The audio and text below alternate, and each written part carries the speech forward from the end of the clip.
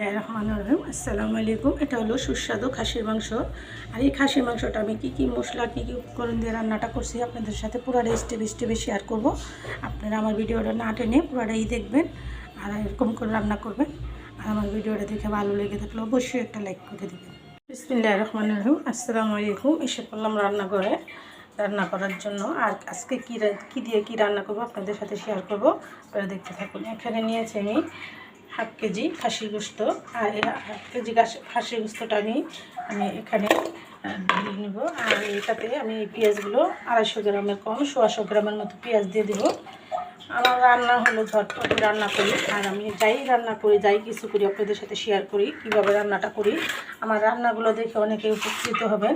এখানে 1 চা চামচের মতো হলুদের ফাঁকি আছে, 1 চামচ হলুদের ফাঁকি দিলাম, আর 2 চা চামচ মরিচের ফাঁকি দিলাম। আমি আজকে যা আছে সবই ঢেলে দিয়ে দিব।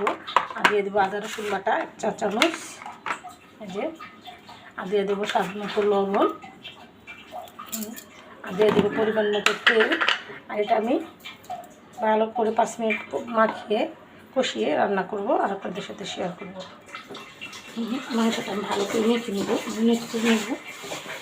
খাসির মাংসতে বেশি মশলা চলে না, তারপর আমি দিয়ে দিলাম।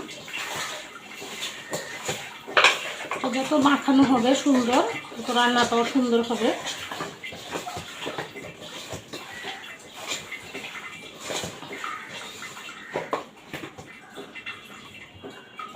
মাংসটা আমার মাখা হয়ে গেছে। আমি হাতটা ধুয়ে একটু পানি দিয়ে দেবো। আর দিয়ে দিব তেজপাতা 2টো, আর দিয়ে দিব শাহি গরম মশলার গুঁড়ো 1 চা চামচ। তাহলে শাহি গরম মশলার গুঁড়ো এটা আমি একসাথে দিয়ে দিলাম। খাসির মাংস একটু গরম মশলাটা একটু বেশি দিতে হয়। আর এটা আমি আধা ঘন্টা রান্না করব। আধা ঘন্টা ফিরবো, আধা ঘন্টা পর আমি একটু ঢেকে দিব। ফিরবো আধা ঘন্টা পর। আধা ঘন্টা পর মাংসটা দেখেন একদম কষা হয়ে গেছে।